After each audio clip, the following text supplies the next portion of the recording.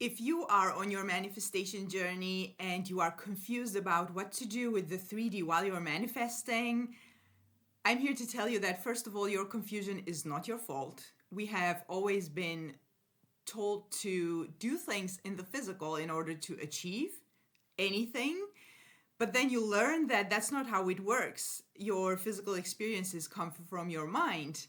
The question then arises, what do I do in the 3D while I'm manifesting? Another reason why you may be confused is because there are a lot of people online teaching this stuff, but also giving you advice around the 3D, taking action in the 3D, all these new spiritual gurus and some manifestation coaches even. I know this from my clients. I have read some of your comments under my videos that you are told to force the 3D while you are manifesting, and I'm here to tell you that unfortunately that is not how it works. Whatever you're doing in the physical has nothing to do with your manifestation. But what do you do with your current 3D situation while you are manifesting? I'm going to give you two these are not techniques, these are ways of dealing with the 3D while you are getting yourself into the right state. So, two ways of dealing with the 3D while you are manifesting, depending on your situation and mostly on your state. So, before I do that, welcome to my channel. My name is Anna and I am a manifestation coach. On this channel, I do teach the law of assumption the way Neville Goddard taught it. So we are staying true to the law. We're not doing any trends. If that is what you are looking for, you are definitely in the right place. Subscribe and stay for more. And if you happen to resonate with my teachings, I do offer one-on-one coaching. The link is in the description box below. So the first thing that I'm going to mention here is something that you may have heard, and this is exactly what Neville Goddard would say, which is ignore the 3D. You need to ignore the 3D. How do you ignore the 3D? You ignore it in your mind. This means that you simply don't dwell on your physical situation, on your problem. Because what most people do, and don't worry, because I know that this is also something that a lot of conscious manifestors do without noticing that they're doing it, is that you are constantly trying to figure out a solution in your mind, which is basically dwelling on the problem. You are overanalyzing. What if I did this? What if I said that? Maybe I should stop texting my SP, I don't know, or maybe I should text them this, or maybe if I disappear, they will come back. All this is simply dwelling on the problem. You are continuously affirming that this is the situation. And guess what? Whatever you affirm in your mind, that is what you are going to manifest more of. And it is also important to mention here that a lot of people think that ignoring the 3D means start living in the 3D the way you would live if your manifestation had happened. Like, for example, I have been asked, actually not so long ago, that if, let's say I'm manifesting my SP and I'm going on vacation, do I book 2 tickets? No, you don't. This is 3D stuff. You live your 3D the way you normally do. I have heard manifestation advice as to how to deal with the 3D. Like, for example, especially when you're manifesting a relationship. Like, for example, when you are cooking, you need to cook for 2. When you are you need to set 2 plates on the table, because this is how the universe knows that you're preparing for 2 people. Don't do any of this, because this is not helpful. This is not going to do anything for you. It's going to frustrate you even more because you think you're doing something helpful, but it's not going to work. This is not how it works. So the way you ignore the 3D is not the way it's not about ignoring like completely ignoring your 3D circumstances in the 3D. In the 3D, you live your life the way you do. You ignore your 3D in your mind. Meaning, simply, just like I said, it's as simple as simply not dwelling on it. You don't need to deal with the problem in the 3D and then go back and dwell on it in your mind also. This is what I mean by ignoring the 3D. In your mind, you live in the end. You can. For example, if you're manifesting a job, you can be at one job doing your work, but in your mind, even while you're at work, depending on what you do. But for example, on your way home or on your way to the job, these are times where you can imagine working in a different place with different tasks, receiving a different salary. You can do that. This is completely possible. And this is what means ignoring the 3D. Now, there are times when you do this, your mind goes even more crazy. And this is when you have so much resistance, you are so much in the situation, you are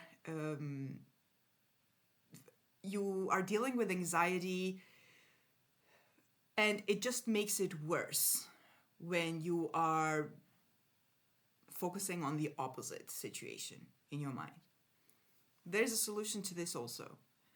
Because if you keep doing something that just makes it worse for you, it's just going to get worse and worse. And this is not what we want, even to get our manifestation. There are times we deal with resistance, and that's fine, and that's normal, and there's a reason why resistance comes up, etc. But if it's going to make it worse, then there's no reason for you to do it. In that case, what you do is you simply acknowledge the 3D the way it is.